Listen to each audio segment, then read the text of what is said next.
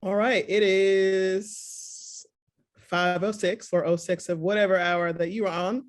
So we're going to go ahead and do a little debrief and further discussion. Our session leaders may run this section a little differently, and they'll tell you a little bit more about how they're going to run it before they run the session. They're going to have about 7 or so minutes to debrief or expand on their conversation.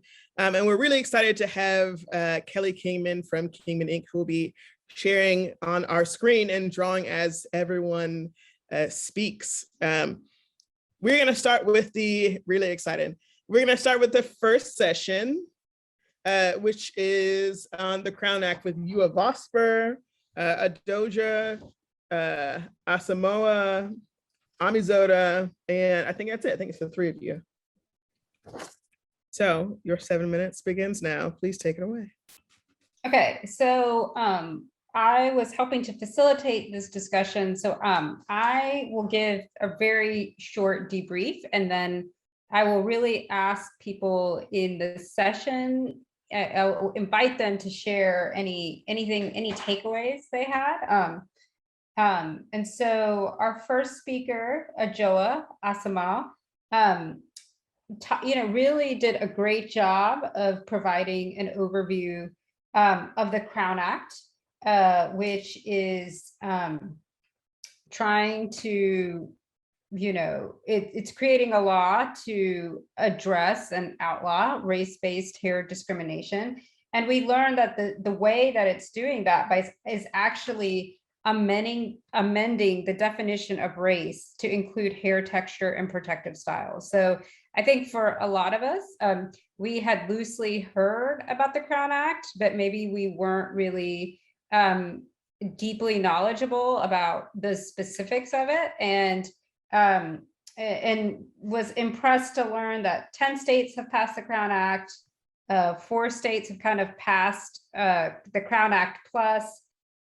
In addition to that, there are 33 municipalities that have passed it, and it has been reintroduced in Congress. So there's a lot of activity there. And then Yua Vosper from We Act spoke about the various legislations that she is involved with on behalf of We Act to really address and trying to reduce toxics in consumer products, including beauty products. And so everything from skin lighteners, mercury in skin lighteners, to PFAS, forever chemicals in cosmetics at the national level, as well as clothing at the state level. So we had a really comprehensive conversation about the different ways that we, kind of using legislation at the state and national level that we can, really move towards beauty justice. And then we just had a broader conversation about how to engage, kind of just around civic engagement, how to make your voice heard, how to get involved, the importance of sharing your public opinion. Someone brought up that, often public policy is disproportionately influenced by white public opinion, and how we really need more Black and Brown people to share their opinions so that it can inform public policy. So I'm just going to end there. We had a very vibrant discussion, and I know I learned a lot, and I would welcome, I know it's a bit of a odd format, if anyone from the group that I was in wants to share anything else. And I would just say we had a really great diversity of people, everything from professors to undergraduates to advocates and activists.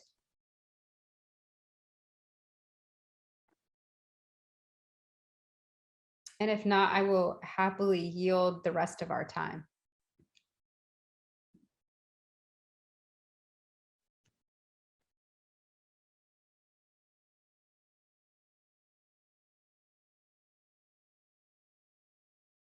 I think there's a hand raised. Oh, okay. So Taylor, do you want to just, I don't see it, so do you want to just call on or ask whoever has their hand raised? Maybe it was an accident. Mew, are you there? Yeah, sorry, no, it was an accident. I wanted to be sure of what the question was.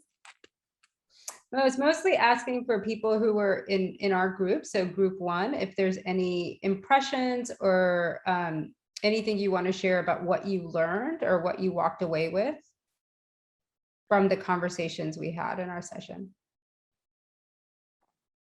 Would that be the colorism session or just the Crown Act session in general?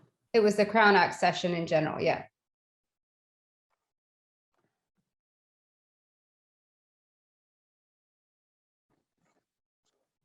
Oh, go ahead. Sorry, I learned like new terminology around texturism and the fact that there are so many layers to who can be responsible for ensuring that products are safe for marginalized people. So it gives like a broader insight and awareness of how many people have let it kind of just continue for this amount of time.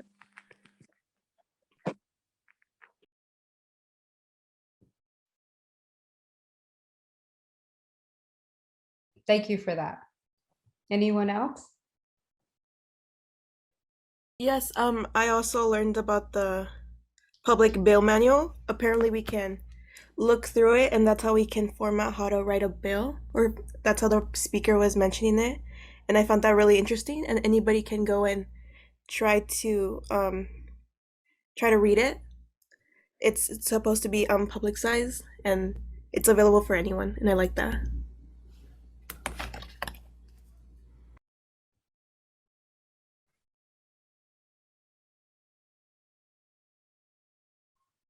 Thank you. And anyone else from group 1?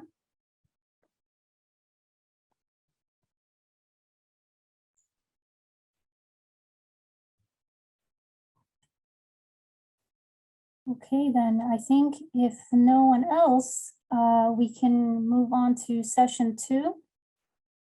Great. Thanks so much. We're going to move on to session 2, which is about children's cosmetics. Is there someone from this group who would like to either debrief or give folks in their session a larger time to discuss the topic? I can debrief for us real quickly, Taylor, and then if anyone would like to jump in with any additional information, or we welcome either comments in the chat, or if you'd like to raise your hand, just as Mew did earlier. So just to give everyone a brief introduction into what we talked about in this session, of course, it was children's makeup and body products. So Eleanor and myself, we're from the Columbia Center for Children's Environmental Health. Taylor joined us from We Act, and then Rashmi and Lakendra were with us from Earth Justice. And so We Act has a study that they're doing on girls and femme identifying folks in Northern Manhattan who are aged 13 to 17. And we at the Children's Center are doing a study, a nationwide study of all children ages 12 and under, looking at how some of these products are used, the exposures that exist in them, and the ways in which we are interacting with some of these products. And so we first kind of outlined what exactly we meant by children's makeup and body products. So thinking about lipstick, mascara, face paint. We just came out of Halloween, so of course we saw that a lot on children. Fragrances, and that this really isn't a gendered issue, that this does affect both boys and girls. And then we went into when are children using these products, at what occasions, at what timelines are they using these, when are they starting, for how long are they wearing these products, and then what exposures are they getting if there are some of these harmful ingredients in these products.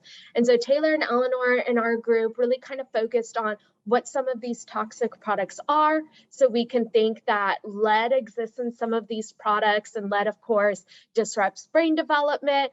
There's phthalates and parabens, and they can disrupt your body's natural hormone system and production. And then of course, we're focusing on children, right? And so children are at a really high susceptibility to some of the malexposures in these products because they have really high hand-to-mouth activity, as we know. One of our group members brought up that their child really likes things that are flavored like watermelon or cherry, and the more flavored they are, the better, right? But if you're wearing a lipstick and it's watermelon flavored and you're a 9-year-old girl, you might be licking your lips more, ingesting more of that product. And so you have that higher hand-to-mouth behavior. And then, of course, they're in these critical periods of growth and development. And so these exposures early on and then continued throughout the life stage can lead to issues, not just when they're children, but also when they're adults and in the future. And so when we kind of outlaid what these products are, how they're used, what potentially these ingredients are, we opened up to the floor to talk about regulations around them. Are there regulations? If so, what are they? Or are there really not regulations? And what does that mean for our community?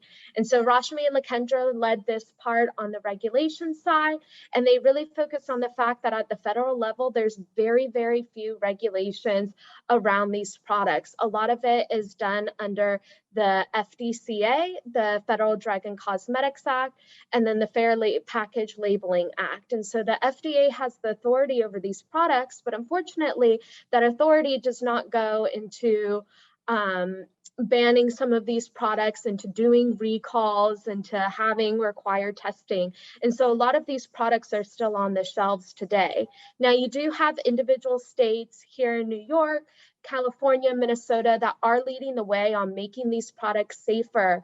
But that's very much so at the broad level. There's not a lot of legislation that's specifically focusing on children. And again, because they're in these susceptible periods of development, we really want to think about what that is. And so we had a great conversation about next steps. Of course, in the intro to the conference, Taylor and everyone mentioned that we have the Fair Products Law coming out, and so there's opportunity to join in that. But then we also welcome you to take our survey, and I'm going to put that in the chat. And that's going to be a great opportunity where you can say how your child 12 and under uses these products. And hopefully the more information we have about how these exposures exist, the more impetus we can have behind changing some of these regulations at the state level and at the federal level. And so that's kind of the overview. I would like to open it up to anyone else. WEACT also has their survey specifically for children in Northern Manhattan, so do be aware of that when filling it out. But if anyone has any questions that they'd like to put in the chat, concerns, comments about these regulations, we welcome that as well.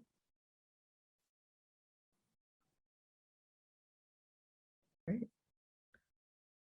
Thank you so much. Thank you. Any other questions again or thoughts either on the Crown Act or on children's products, please feel free to drop in the chat as well. I think for time's sake, we're going to move on to session 3. What does the science tell us with Dr. McDonald? Okay, so this session was about what does the science tell us about the use of these products, and we focused on how just as Kendall was just talking about the different time periods where you may be more vulnerable to these exposures. So we talked about in the womb, so the child in utero, the pubertal window, so during child age. We talked about that these chemicals are important during pregnancy, while breastfeeding, during the postpartum window, and also the transition into no longer having your period or being postmenopausal. I was posing questions to the group, and one of the things I posed was, how do we protect ourselves, like as individuals? Some suggestions were to not wear makeup, and then also to understand that we hold the power of the dollar, where we can empower, ourselves, buy certain products, inform ourselves. And then when we're thinking about informing for our community, like how do we protect our community? We also have the power of the dollar when it comes to the different communities. For example, like instead of we're thinking about Target, we're talking about Amazon, like different places that we buy products from, petitioning them in order such that they provide us with cleaner products. And then we also translated this to being in our community mom and pop stores. that we could probably do petitions in order to get them to sell better products or safer products. Something that also came up, though, was that when we think about our smaller businesses, it's tricky because they're in our community. We have to educate them, but we also have to educate the customers. There was also a concern about how do we get the information to protect ourselves and our community when you don't really trust the brand's information about the brand? You know, where do you get that information from?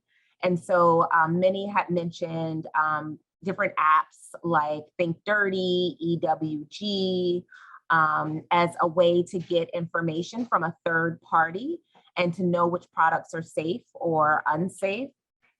And then one of the things I thought was really important was from a stylist who I asked the question, you know, how do we get out to industry leaders? And so industry leaders are considered those suppliers, like the sellers like Amazon and Target, but also the stylists. And the stylist was mentioning that, you know, there's not a lot of education. How do I choose my brands? How do I choose the products that I provide to my consumers, my customers? And so there is brand agnostic education. And so this is like a continuing education course for stylists where it's not sponsored by a brand. So it's education that's mostly focused on the product. And that, you know, this is something that can be offered to the stylists who are also part of this industry. And I will also open it up to see if there's anyone who took part in session 3 who wants to say anything.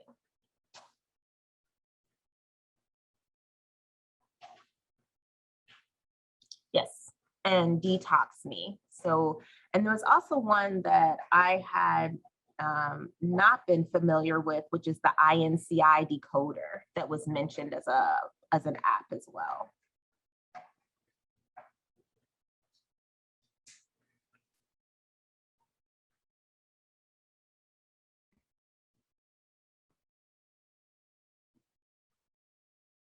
So that was our summary. Great. Thank you so much. We really appreciate it. If there are any other questions on the session, feel free to drop it in the chat as well, or questions about the resources. Session 4, who's minding the store? We have Mike Shade from Mind the Store and Ashley James from React. Yes, hi everyone. So I will debrief our session. We started off by framing the concept of toxic products as a beauty justice issue, where we discuss some particular products of concern, the chemicals that are in them and the related health effects. We discussed the Mind the Store campaign, which has the motto that with great market power comes great responsibility. And so the goal of the campaign is to get big retailers to move towards systemic solutions to chemical practices and to really have some comprehensive change. We also discussed the Beauty Inside Out campaign and how we discussed the 2 youth and adult survey that we are administering. And we also discussed how the survey would help us to achieve the goals of the campaign, which are to educate the community on toxic products, to work with retailers to, promote safer products and to remove harmful products from their shelves, and to advocate for laws and regulations that are going to, again, promote safer products. We discussed the retail report card, which is basically a report card, a tool that is used to highlight the leaders and laggers in terms of retailers and how they evaluate safer beauty products. And the annual report card basically creates competition between retailers to, try to be better and try to improve. There's a new criteria added to the report card that basically asks, how are these retailers addressing chemicals of concern that are specifically marketed towards communities of color? And Rite Aid and Target have made a pledge to take action on this. We also did some polls towards our audience. Some of the polls we asked were, what products do you use on a daily basis? And that really brought to light how many products people are really using, oral care, body care, things for your face, things for your hair, things for your lips, your hands. There's a lot more products that we use on a daily basis than we initially will think about. And that was really revealed in the poll that we asked the audience. We also asked the audience where they buy their beauty products. And with that, Target, CVS, Sephora, Amazon were the ones that were most mentioned, but actually what was mentioned even more was the other category. And we were actually a little surprised by that because we had a laundry list of stores. But when we asked about other, some members of our audience said that they get things from TJ Maxx because they have discounts, and also directly from the retailer. So if I know I really like a specific product, I'm just going to go to that product's website and order it rather than go to a general store. That's what we heard. And then finally, we asked who people thought should take responsibility for product safety, and the majority of our participants said the government. We also wanted to highlight some of our calls to action, which were for We Act, canvassing with us in Northern Manhattan in the Bronx. And I will put Sophia, her email in the chat. Please contact her if you're interested in canvassing with We Act. Also, please share and participate in this youth survey that we have for the Beauty Inside Out campaign. And I'll also put a link in the chat for that. And then finally, we have a working group for the Beauty Inside Out campaign. Feel free to join that group and get more involved in the conversation that we're having around this. And I just put the link in the chat for that as well. And Mike is going to share some of his calls to action for the Mind the Store campaign. Yeah, thanks, Ashley. That was fantastic. So just to highlight a couple of other action points, this has come up in some of the other sessions, but kind of a key theory behind the campaign is that as consumers, we have incredible power to drive change in the marketplace. Companies really care what their customers think about these issues. So the more that we speak up to the businesses that we support, the businesses that we shop at, they actually do listen. Things like talking to a store manager, signing a petition, going to a action. These actually make a big difference. So on the retail side, there's three things that I wanted to highlight that folks can do to help continue to call on retailers to take action on toxics in beauty products marketed to women of color. One is we have a petition on our website. I'm going to put it in the chat right now, where it's set up so that folks can easily send a message to the dozen retailers in this year's report card that earned failing grades for failing to adequately and meaningfully address the chemical safety of their supply chain. So if you go to this website, you can actually send a message to the CEOs of these dozen companies that earned failing marks this year, including some retailers that sell beauty and personal care products for women of color, such as Sally Beauty and 99 cents only. So that's the first thing. Go to the website, sign the petition. The second call to action that we had was the report card has been a powerful tool to drive change, and we've been encouraging folks to share it on social media as a way to continue to get the word out. I'll put a link in the chat. So if folks could share the report card on social media channels that you're on, and maybe tagging some of the retailers that you buy beauty and personal care products from, and encourage them to take action on beauty justice, that would also be another thing you can do, sharing this on social media. And then the third thing that I wanted to say, and the final thing, is one-on-one conversations with store managers can really make a big difference as well. Companies track what people say to them, especially when you talk to a store manager. So next time you're going to buy beauty products at your favorite retailer, whether it's a mom and pop shop, or whether it's a big box retailer like Target, or a beauty retailer like Sephora or Ulta, ask to talk to the store manager, have a conversation with them about why you're concerned about chemicals of concern in beauty products marketed to women of color, and let them know that you'd really like to see them take steps to improve, to address this critical issue of environmental justice in the year ahead. That can also make a big difference. So 1, sign the petition. 2, share the report card on social media. 3, next time you're at a store, talk to the store manager. So those were the other calls to action, in addition to the great calls to action that Ashley laid out. And maybe in our remaining minutes, just want to open it up and maybe see if anyone that joined our session wanted to chime in with any other takeaways or perspective.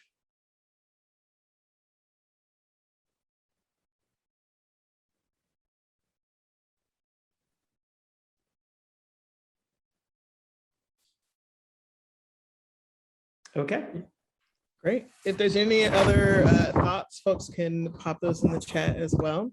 We're going to move on to session number 5 on hair products in the context of colorism with TK Sakoa. So we're going to go ahead and take it away. Hi, everyone. Just to summarize my session, the overarching goal for the session was to add nuance to the conversations people are already having about anti-Blackness, to introduce terms like colorism, futurism, which is discrimination of physical, facial features that historically have been associated to African descended people, and texturism, which is similar to colorism and futurism, but with hair texture. And I gave a lot of societal examples of each of those isms. For colorism, I spoke about the disproportional representation of light-skinned Black women as opposed to dark-skinned Black women on television, and gave examples of light-skinned Black women playing historically dark-skinned Black women in certain roles, and those roles and opportunities not really being accessible to even dark-skinned women who more closely resemble the figure they're trying to embody in whatever television project. As for futurism, we talked about other examples in the media, the racist portrayals of Michelle Obama, for example, Serena Williams, Venus Williams being hyper-masculine, the racist anti-Black discourse around whether or not Serena Williams, Michelle Obama are actually women. And I made a point to say that doesn't, of course, when you're a Black woman, because of anti-Blackness and misogynoir, there's going to be that hyper-masculinization, but it's on an entirely different level when you have features that have historically been masculinized in women, like bigger lips, a broader nose, a tighter, kinkier, coarser textured hair. So that was a really interesting conversation to have. And as for texturism, I really thought would be interesting to illuminate the different treatment between Beyonce's child Blue Ivy and Kim Kardashian's child Northwest, who is biracial, light-skinned, has silkier, looser, curlier hair, and how the public was very well receptive of Northwest's physical features, hailing her really cute, and they're both cute little girls, obviously, but Vogue came out saying she was inspiring a generation of little girls to wear their hair out naturally versus Blue Ivy's treatment. And Blue Ivy's treatment looked like an actual petition urging Beyonce and Jay-Z to comb her hair because people were so offended that she would dare just wear her hair naturally as little girls do. So that was really interesting to point out and to talk about specific examples of hair discrimination and texturism within the workspace and educational spaces, little Black girls being sent home, expelled for wearing braids, Black women news broadcasters being told to tame their hair and that their hair is messy, even when it's tightly braided and neat on their head. So that was also a very interesting conversation to have. And I sort of wrapped up those societal examples by saying that those were all viral topics, but the conversations people were having around those viral topics, at least the mainstream conversations, lack the nuance because they weren't using very specific language about like, this is colorism, this is texturism, this is futurism. Not all Black people are affected the same by these different things. Like even within Black people, some Black people have other racialized, marginalized identities. And then I think the most important part of my session, I invited four Darkest Hue contributors, and Darkest Hue is the digital Instagram platform I run, and it's an anti-colorism platform. So in my Spotlight series, I highlight dark-skinned Black women, girls, femme-identifying folk who want to share their experiences and their encounters with colorism, futurism, texturism, and other isms and phobias, and how that has played out in their lives and how that has made them feel. So I think some of the girls had to leave, but they all shared like very compelling stories. And if some of them are still here and they want to like attest to those stories, like the larger audience, feel free to do that. Oh, Brianna wants to. Yeah, Brianna, just unmute and you can talk. Yeah, super quickly. Hello, everyone. My name is Brianna Taylor, and I am a Darkest Hue contributor. And I just wanted to share and touch a little bit about the impact of personal narratives and storytelling that Darkest Hue has opened up to hundreds of thousands of women who look like me. Darkest Hue was the first platform where I saw dark-skinned women's experiences, narratives being prioritized on social media, and being able to share my own story of being a dark-skinned Black girl at a PWI, feeling invisible, feeling not beautiful, having my hair and my voice exoticized and things like that, having the opportunity to share that on a platform like Darkest Hue where I didn't have to fight for validation of those experiences was really impactful to me. And having the opportunity to share that story with a larger audience in our session was also further empowering the validity of dark-skinned women's experiences, not only how much work we have done to get to that place, but how much work we further need to do to continue to uplift our voices. Thank you so much for sharing. Yeah. Does anyone else have something to add?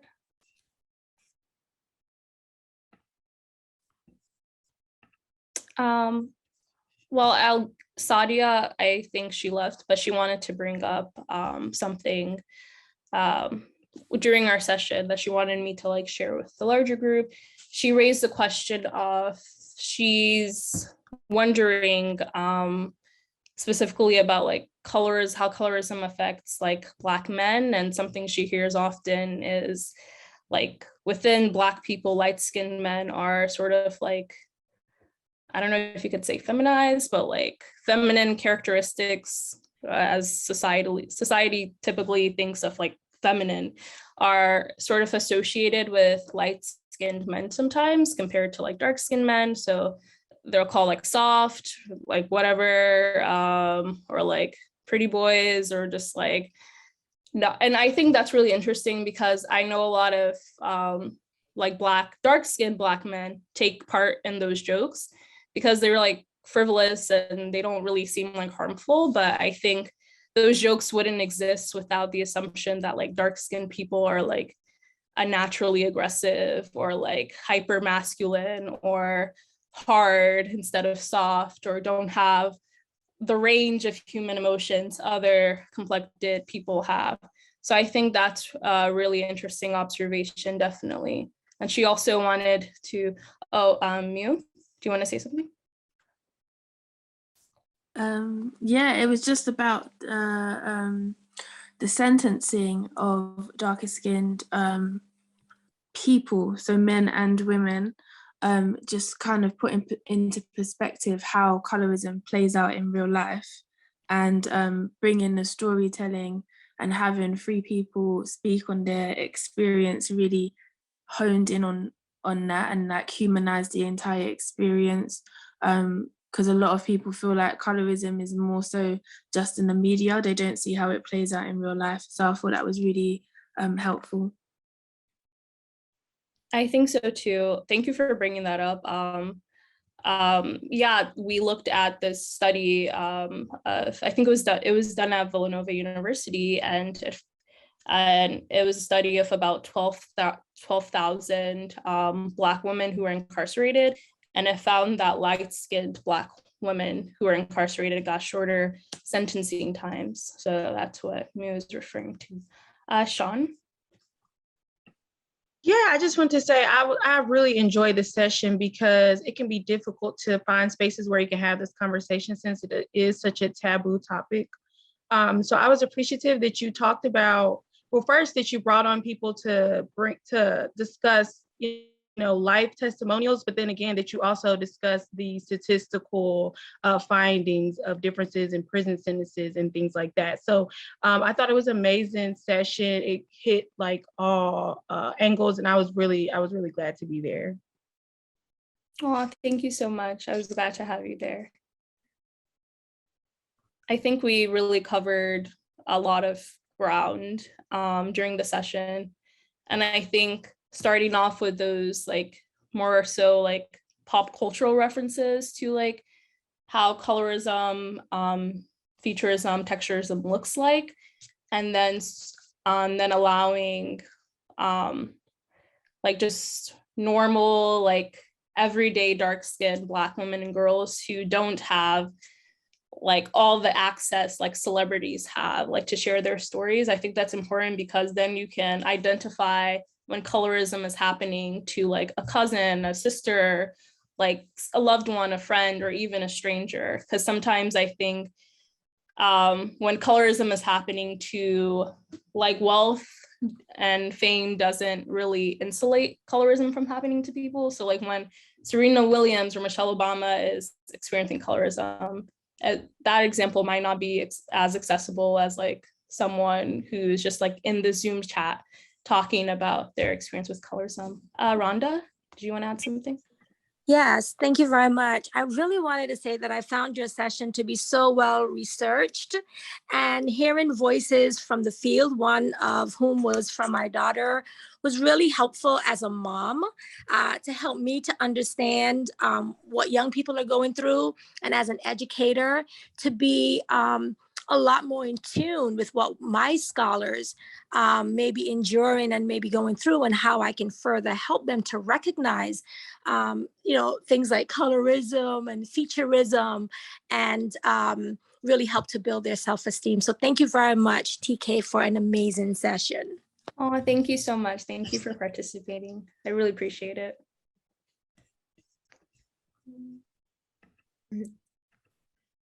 I think that's everyone, unless someone else has something to say. Fantastic. Yeah, I just wanted to thank everyone again. The session would have, like, I think the storytellers really made the session what it was. And I'm just really happy that we could all gather here today and like learn something new and like add more nuance to our future conversations about anti-Black racism, and just be more specific and come up with specific solutions and complicate our understandings of these various concepts and ideas. So thank you. It was a very humbling experience. Great. Thank you so much for that debrief. We really appreciate it. And so glad that you came to join us. And session 7, how to be an advocate, with Astrid Williams and Janet Noodleman and Sophia Huda. We skipped session 6. Oh, my apologies. Raphael, my apologies. We're going to session 6, my bad. The DIY session with Columbia's Center for Children's Environmental Health and Youth Council and Leave It Better 8th graders. We're ready for you, Raphael. All right. Let me see. You can all see me correct and you can all hear me. Just want to make sure. Yep, we can see and hear you, Raphael. Perfect. Okay. So at the DIY session, I went through how to create your own shampoo and deodorant. And it was an interesting session that showed how simple it can be to sort of take action against issues in the beauty industry that are prevalent today. Of course, before we're introduced into creating DIY products, we usually think it's probably very complex to create shampoo, deodorant. Maybe we need like 20 different ingredients. Maybe we need a degree in science or chemistry, but it's actually so much more simple to take steps to take care of your own health. What struck me as interesting is that some of the students mentioned that maybe things like wearing makeup or using specific hairstyles or adopting the latest fashion trends and spending money in order to adopt these fashion trends is something that's not really good. That is, maybe it's better to be yourself and do your own thing. And it's definitely something that touched me because I can relate with that as well. There's a lot that goes on in culture, from school to work to regular society, where a lot of things sort of influence you in ways you wouldn't expect. A lot of things out here tell you that be someone that is viewed as cool, someone that's interesting, someone that's like awesome to whatever society tells you is awesome, cool, or interesting. And a lot of the times, that actually leaves you in the worst place than you originally were. So I know a lot of students may be Zoom shy. It's a common thing. Us adults, we can be Zoom shy as well when it comes to presenting. So definitely, if you don't feel like dropping input in the chat or voicing your feedback or opinions on the session, that's totally fine, because I can relate. But what I do ask you to do is think about the kind of impact you can make to take care of your own health, and by extension, take care of the environment. And you'll see that with the invention of the internet, a lot is possible and more accessible to do than you think.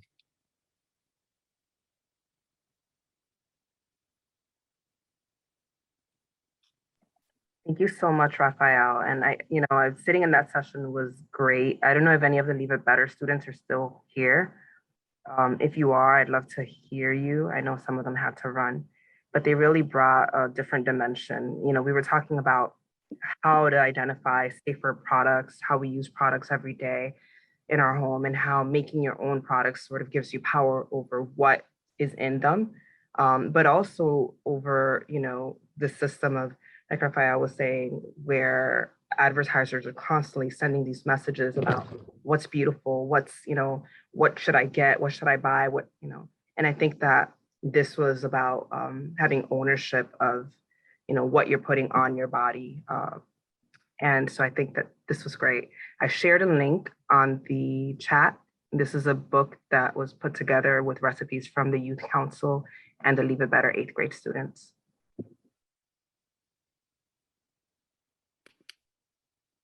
Yeah, thank you so much for sharing, Annabelle. No, the students, the 8th graders had to go, unfortunately.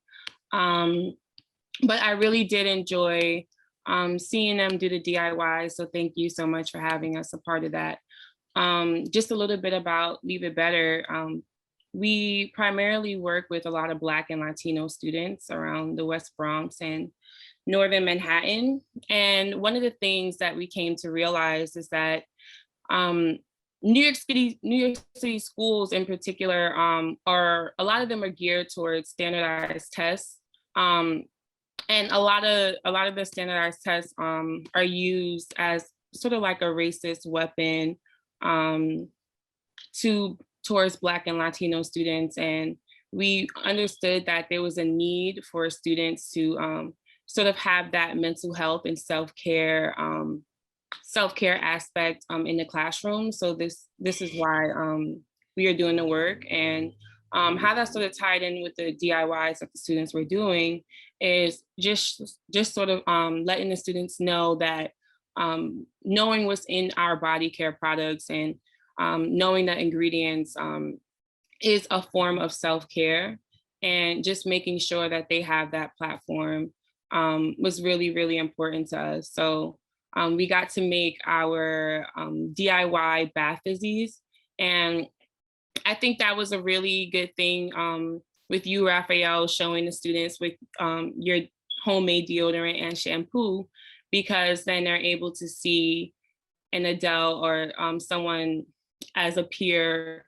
doing DIYs as well.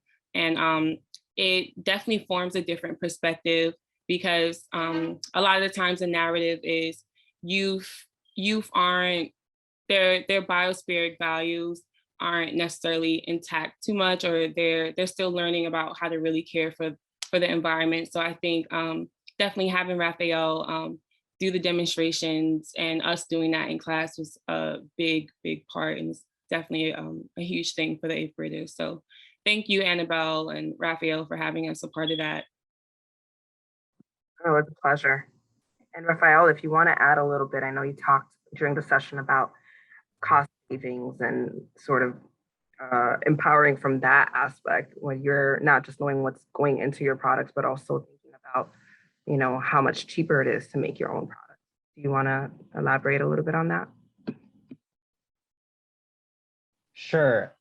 So a big reason why I personally started doing DIY was because this was during a time, when COVID first started and I was unemployed. I knew that I had to be careful with how I was spending. And so I saw that prices were only going up,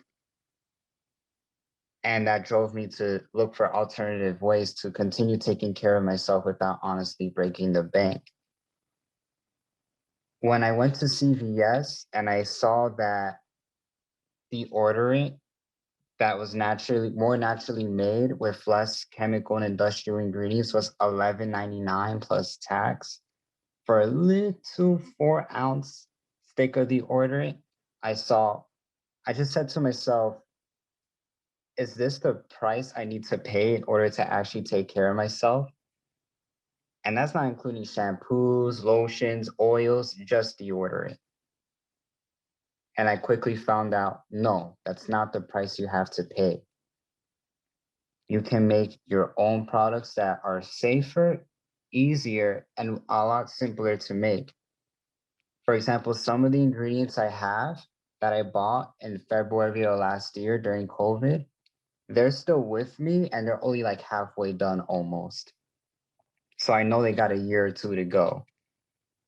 So it goes to show that a lot of the things that you do in beauty products, especially if you do your own thing and start taking action yourself, actually benefits you with your wallet and your health.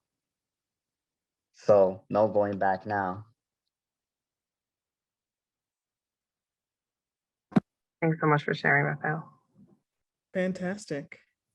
I think we have to move on, but we really appreciate this session. I had a chance to attend this session. It was really fantastic. Definitely check out the resource that Annabelle put in the chat. I think she'll put it there again with some of the green recipes if you want to take home and try those.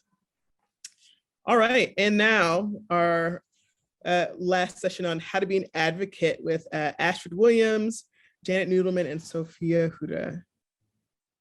Yeah, I can give a summary here, and Janet and Astrid, if you want to jump in at any point, feel free.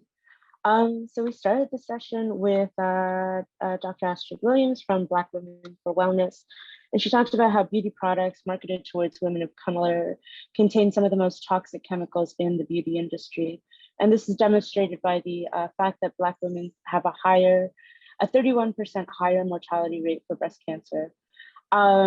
Links between Black beauty products, such as hair dyes, straighteners, relaxers, cosmetics, perfumes, they're linked to reproductive issues, menstrual cycle characteristics, breast cancer, as I mentioned, uterine fibroids, and even neurological dysfunction. Black Women for Wellness did the Taking Stock study, and actually within our own survey in our breakout session, we found that we also vastly underestimate the number of products we use. The Taking Stock study also found that, amongst other things, that 70% of women prefer scented products, but fragrance or perfume or as an ingredient covers a wide range of chemicals, and they about 4,000 of them. We also learned that even small exposures can add up. Cumulative exposure is a problem. Time of exposure all matters.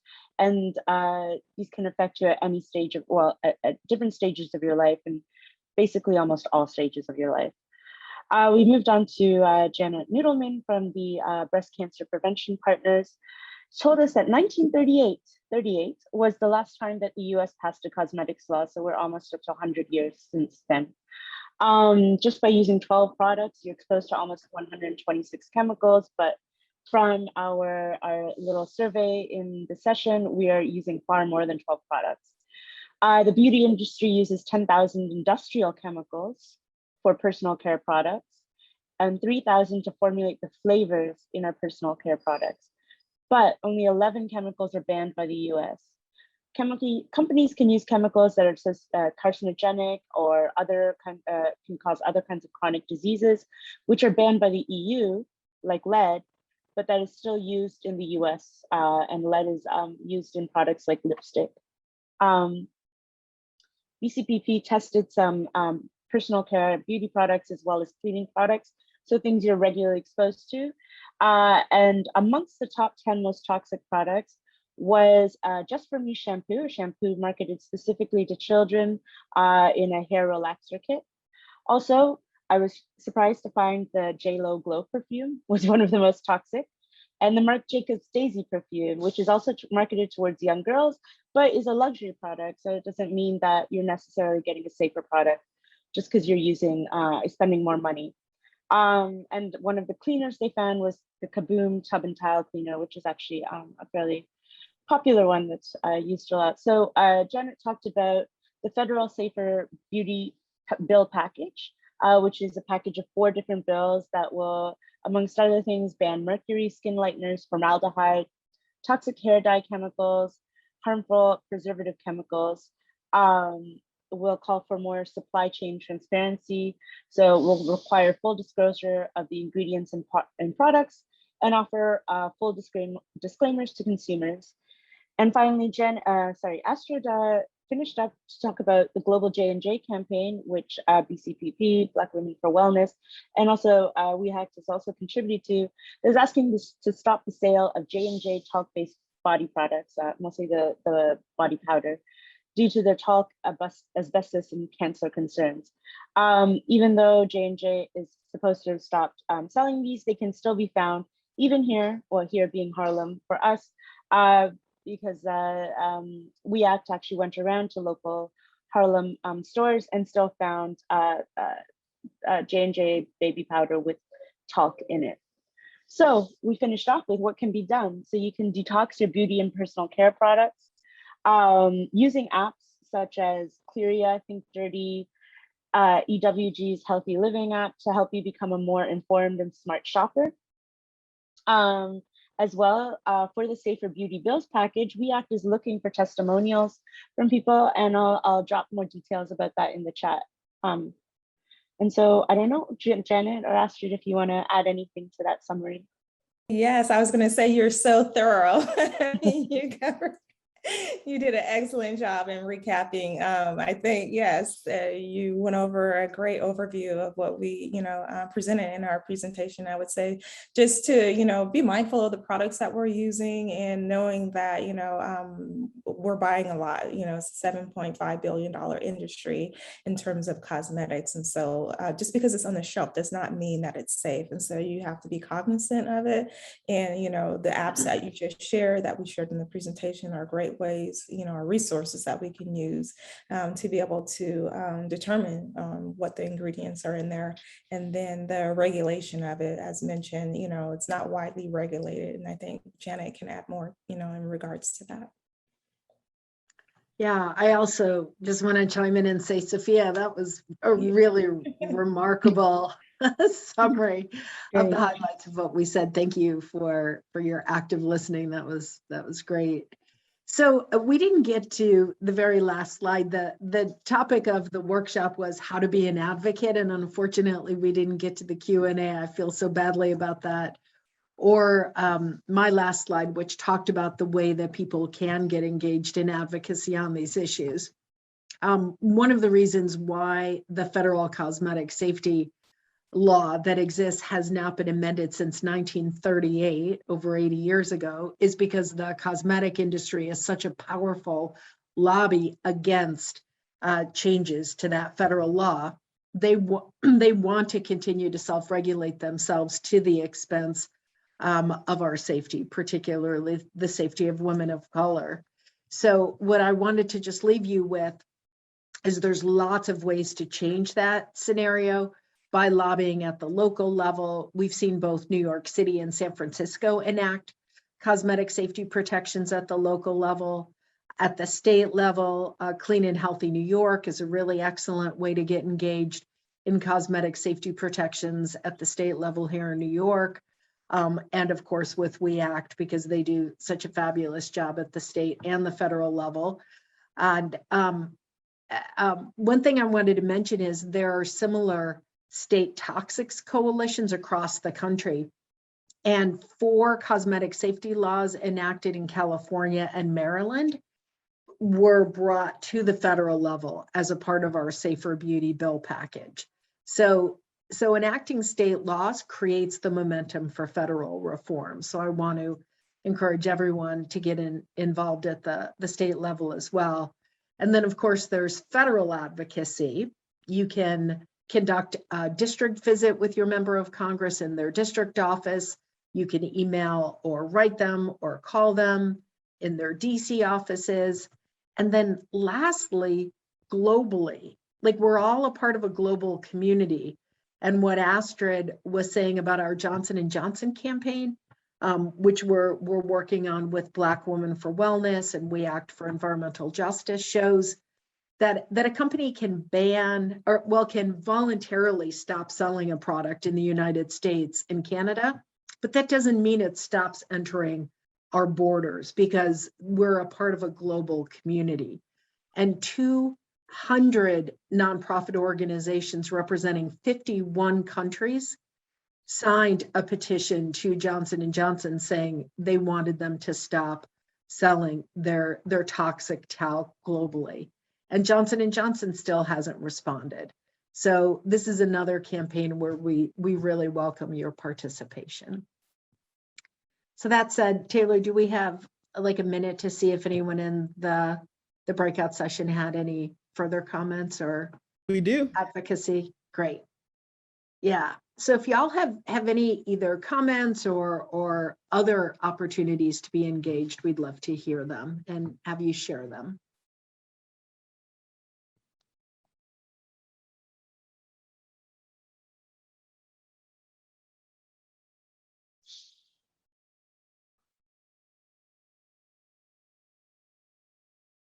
Okay, well, I think that's a wrap for us. Astrid, did you have anything else you wanted to share, or Sophia? No, I think everything was shared in there. Thank you, Sophia, for putting our links in the chat. And so if you go to our website, bwwla.org, you'll find our environmental justice page on there, which has a wealth of information in regards to how you can be an advocate. Our Johnson & Johnson campaign, and gives a historical picture of what we've done today, as well as just releasing an op-ed article in regards to the whole study about Johnson & Johnson and what they're up to at this present moment in terms of, the egregious, backstory on that. But just wanted to say we're very thankful on behalf of our organization to be able to present this information, because I think it's really important and I am so inspired and I really want to take a look at all the presentations. I wish I had an opportunity. So I'm really looking forward to getting the recording to be able to, delve in to see all the different talks. So thank you. Absolutely. Fantastic. Well, we are running out of time, and I think that's a really great place to end. And in our follow-up, we'll share the video recordings of each of the sessions. We'll share the artwork. Thank you so much for all of the beautiful artwork, Kelly. I think it's really amazing trying to figure out in my brain how you're able to do this so fast. Have a lot of theories, you know, about how you're able to make the art on a drop of a dime. But once again, I really want to thank folks for attending this workshop and all the sessions. Folks, we've been planning this for such a long time, and I know that everyone who spoke and presented today is so passionate about the work that they do, and passionate about being here and moving towards beauty justice through these conversations.